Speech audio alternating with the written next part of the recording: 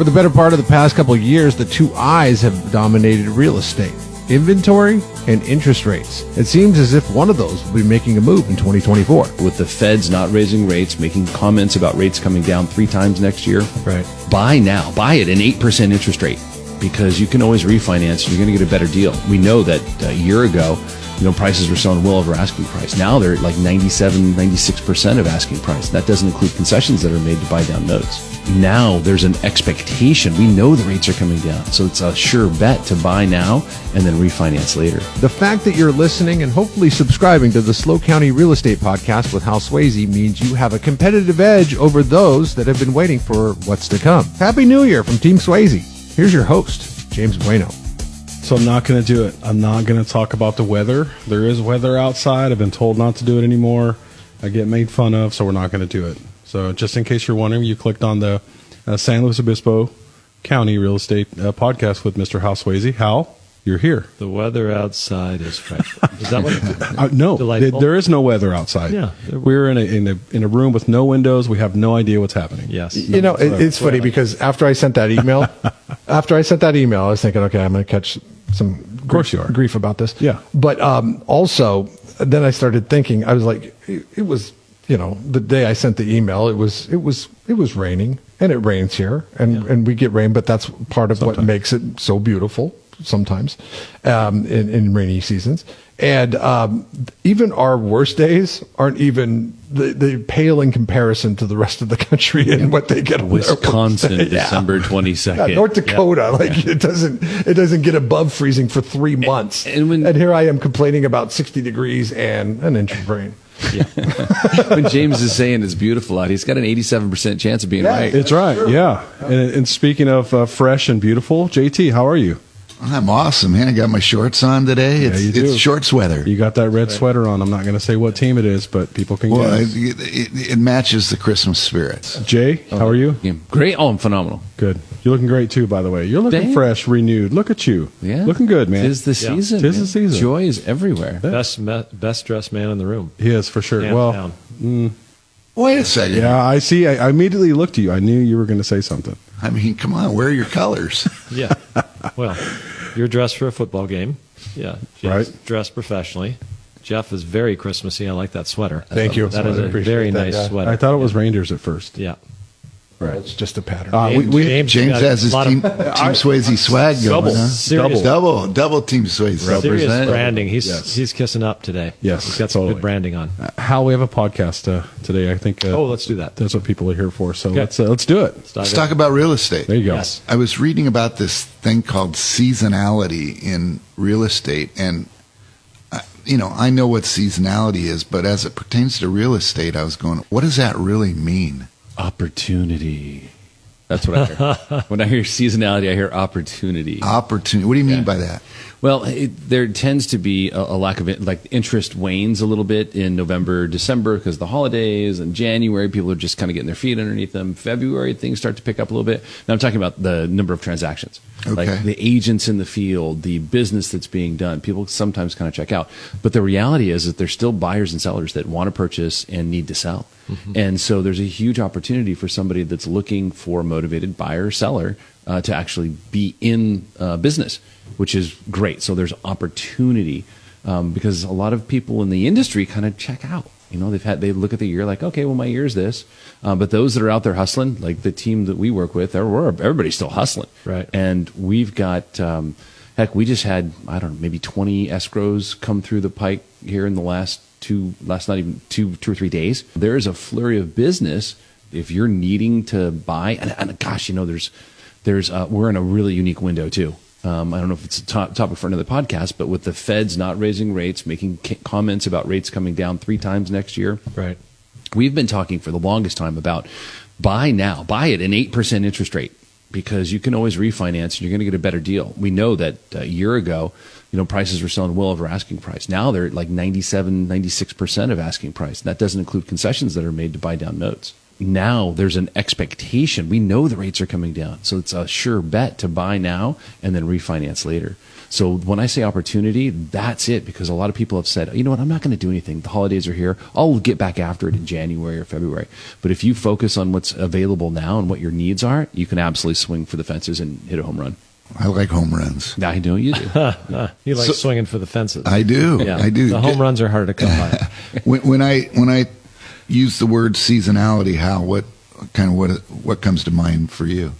Well, it's interesting because when you were talking about that, Jay, a lot of activity does happen like at the end of the year. Mm-hmm. It's surprising. And people don't say, well, I have to close or not close. Well, and it's interesting you say that. In 20 and 21, our two biggest months of the year in terms of transactions around here were December.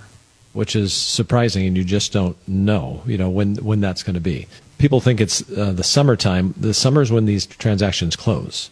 Like June, July, sometimes August have the highest closings, but that really means people are out, shopping, making offers, opening escrow in March, April, May. That's the certain seasonality. I mean, what causes people to sit around the rest of the year and get after it in the spring? It's funny too, because I remember mortgage rates generally, and I believe this to be true, is there's just less demand during, let's call it October, the last quarter of the year. Loan applications drop off considerably. In other parts of the country, I would imagine that some of that's caused by weather. Yeah. Well, we talk about the weather here is pretty good 12 months out of the year. Right. Is it moving in general? Is it renters as well? Well, we're biased by a college town where you've got June to June, right? And that's true with the traditional. We don't have the traditional, I'm moving because the kids are out of school. People just move, right? So when I ask about causes in San Luis Obispo, what I'm hearing you say is that the university causes it some has of the an impact. seasonality. It has an impact now more in San Luis than it does in, say, Paso Robles. Obviously, it affects the market more because of the university here. And what we see, quite honestly, is we get a little bump up in the spring, but with that slowdown, I think in mortgage applications, lenders are more competitive in their pricing, so it's usually a better time to get a mortgage. Just because there's less demand, they're going, well, let's make deals together. I mean, it changes all the time, but not too long ago, with the slowdown in the volume of loans, we had lenders saying, we'll pay you $5,000 if you get a loan through us. That's an incentive. And then what I've seen a lot, if somebody's trying to predict when do I sell my house or buy a house, we will see usually pretty good momentum in the first part of the year, but we had some very good markets like 2018 where they raised the rates a little bit, and houses that were selling really well in the first part of the year, I mean, it was like somebody turned off the spigot. Now, the biggest time that happened, we've talked about, was last year, because you went from 4% to 7%. Oh, yeah. Felt like overnight. Yeah, but it might have gone from 4 to 4.5 or 5. And the next thing you know, everything slows down and away we go. I think it's just people think the spring's the best time to sell, and so they do it, and people think the spring's a good time to buy. And again, they're shopping in the spring. Because activity, they're talking about closings. You can look at all the graphs you want. You see a big spike in the height of the graph in June, July, August. But, it takes a while to get an escrow closed. Yeah. Yeah. You got to look. You're out there making offers. You get one accepted. You go into escrow. You got contingency. All that. There's a period of time, 2 months. What is our biggest employer? I don't know if it's still the case, but it used to be retirement. Right before we had biggest employer is retirement. Yeah, retirement. I mean, I'm in. Yeah, yes. You joined the biggest employer. I did. It's very secure, I hear. I did. It is very secure. Yeah. Sometimes it's boring, but that's okay. Yeah. So yes, if that's the case, then there's no compelling reason to move, unless it is, and that most of our sellers are not compelled. Right? It's a pretty major life changer. This house is now too big. This house is too small. Can't do the stairs. Yeah. Right. Or my kids are busy. I didn't realize how much I need to be near the school, So my school's in San Luis because I want to go to mission school, for example, but I live in Paso. You get a lot of people that move in, that sort of thing. So, Jeff, we got a spot. You can stay in the office. This is a conversation we have constantly in our house. We were 2 blocks from the school, so you could just stay here in the office. You're good to go. RV in your parking lot. Yeah. I got a fifth wheel if you're interested. Is there anything that you would share with a buyer or a seller about the concept of seasonality if you were coaching them? Remember, 2006 was one of those raging markets before the market changed. And I said, if you sold your house in any month in 2006, as a seller, you're probably pretty happy, right? And then say 2009 or 10, when the market was the economy, what they call it, the financial meltdown, the big, what they call that? The big recession. Recession. I saw an acronym, like a 3-letter acronym for it. The collapse, something. I don't know what it was. Anyway, it doesn't matter what time of the year, 2010 when you sold, it was a long, hard slog, and you probably didn't do as well. Very right? true. So it's the seasons of the economy, I think, that affect things more. Absolutely. And those are pretty global. Those are pretty outside us, right? Yeah, well, yeah. Look, when the rates started going up in June, not 2023, but 2022, because we had the rates have been floating in the 6s, 7s, and even 8s all year. Here, this year, yeah, 2023, yeah. So 2022 in June, rates went up and everything stopped. The inventory stopped flowing. Was it June or was it April? I think it was April. I remember putting houses on the market where it'd be like, yeah, give me 6 minutes over the weekend and we'll have 5 offers, right? I mean, I'm exaggerating, but that's true. And then that first weekend we put a great property on. It's like we had 2 showings. It's like, what happened? I took the month of May off, so I came back in June, and that's when I realized it. Yes. So it probably happened in April. Yeah. Good time. It really hit you. You're like, what happened while I was gone? I better not take another month off. That's ridiculous. Like, bad things happen. So John, to answer your question, if you're a home buyer, you say this all the time. I want to call you the Socrates of real estate because you're always reading and studying. We just need to get you a little robe. You shouldn't be making a short-term decision on should I wait 6 weeks or 6 months to wait for this rate to hit this level. That's a recipe for disaster. Trying to time that 1 out of 10 at best. God, yeah, day trading in the real estate market, that sounds horrible. And so the market it can change so quickly. Yeah. I mean, here we are. I'm going to say the month. I mean, we had a crazy amount of activity in the end of November and so far through December this year. And it wasn't like that September, October. It's hard to predict, and that's why you just got to keep tabs on it. If you're thinking about buying, let's go, right? Oh, yeah. Yeah. So as you look ahead to 2024, what do you see in terms of how the year's going to unfold in terms of transactions? Crystal balling it here, I would say that we're going to see a more normalized market at the end of Q1 because we're going to see people now starting to react to the fact that we know rates are coming down. So there's going to be the people that have been on the fence that we've been talking to and saying, hey, I know the rates aren't great, but they're in the 6s. They're in the 7s. Buy now, get the best price you can because you never get a second chance to buy. Once you buy, that's what you paid. Right. And then refinance later because now we can see the certainty of the rates coming down or almost certainty with what the Fed's indicated. So what that means that they can see out in the future far enough to know that they'll be able to get the rate they're looking for. So there's going to be a little bit of a flurry, but we're going to see a more normalized market, I think, in the end of Q4. But then things are going to heat up because that rate's going to be known by everyone, and they're going to see those trends coming down. And it's not going to be the craziness we saw when rates were in the 2s and 3s, but we're going to see more of a normalized market. Like 2023 was we had the worst market as far as inventory is concerned in 16 years. Worst meaning ugliest houses or lowest amount of homes? Maybe both. I don't know. The fewest amount of properties. The last time we saw this, going back to your comment earlier, Hal, about 2006. Like 2006 was the peak of the dollar value of the market. But then after 2006, people quit paying their mortgages. And the banks hadn't quite gone through the foreclosure process. They didn't own the real estate. All of 2007, there was just nothing on the market. And what we're experiencing now, what we experience all in 2023, super similar. Once the banks got a hold of the properties in 2008, we saw bank-owned real estate on the market, which gave us, inventory. But today, 2023, the inventory was bottlenecked by the fact that everybody's sitting on a 2.5% or 3% interest rate. Jeez.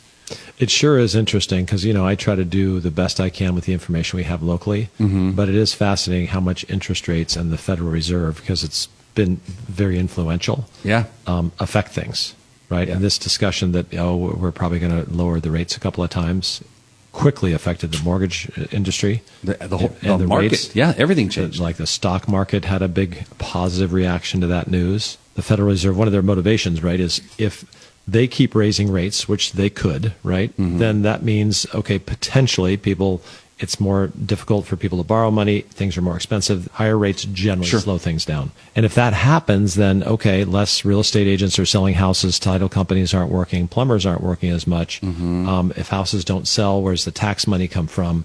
And that nobody likes that, right? So it's interesting if they have a nice little steady increase, which they've done that's just welcome to real estate. Yeah. Over the last 100 years, right? I mean, you can go back and it doesn't matter what's happening. If they continually go up a little bit, People have the confidence, and then that keeps the system moving pretty well. So I don't think that they're going to just keep trying to beat it down.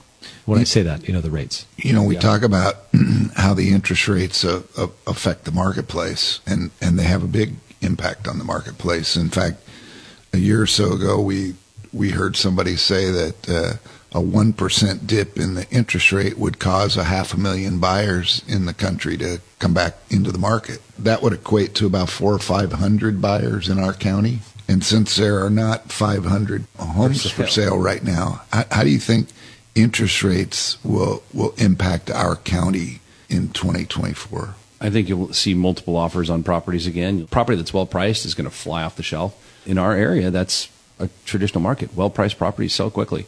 Yeah. And you'll have multiple offers. I don't think we're going to get into that 10, 12 offer arena with multiple escalation clauses, but we are going to start seeing that stuff come back a little bit. A few of the escalation clauses, 2 or 3 really solid offers. Whereas, just a few months ago, it was, well, let's put it on the market and hope we get an offer. Yeah, we know the lower rates will help on the demand side, right? And will they affect the supply side? I think a little bit.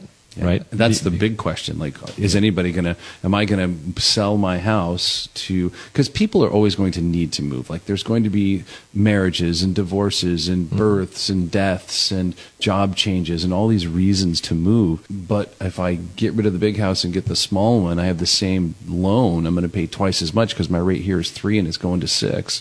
But if they do that, they sell the big one and get the small one, they're probably going to pay less. Probably going to pay less. And so they're either going to have a smaller mortgage or no mortgage. Or they're going to pay cash. Or pay cash, which we see. They get rid of their mortgage. And isn't it interesting how that affects the market? Are bigger houses not as popular as the smaller houses? The hopeful side is for a more balanced market is if the rates go down, we will see more buyers in the marketplace. If the rates go down, will they go down low enough where someone gives up 3 to get 6 on their mortgage? Well, right? I'm here versus 3 versus 7.5, and I think it'll happen because it's like it makes sense. Okay, I can close the gap, and I'm not getting I mean, ideally, you sell your big house and you don't have a debt or whatever, or you move and you don't take on a lot of extra tax or that sort of thing. So I think in general, it will spur the market. It'll be more active. Boy, if there's more houses to sell, there'll be the buyers to take them up. So if that does happen, it's going to be we're going to be busy again. All right, gentlemen, thank you very much. And everybody that's listening, thank you as well. We will talk to everybody next week. Thank you for listening to the Hal Sweasey podcast. Be sure to subscribe and rate this podcast. Check for it in your feed for the latest information on the San Luis Obispo County market. The SLO County Real Estate with Hal Sweasey podcast is available wherever you get your podcast and on halsweasey.com, where you can find current listings and other real estate tips. halsweasey.com, that's HALSWEASEY.com. I am James Bueno, Director of Marketing for the Hal Sweasey Group. If you're looking for anything real estate, give us a call, 805-781-3750. Hal Sweasey is a licensed California real estate broker. DRE number 01111-911. The SLO County Real Estate with Hal Sweasey podcast is a production of AGM Podcasts. Subscribe wherever you get your podcasts.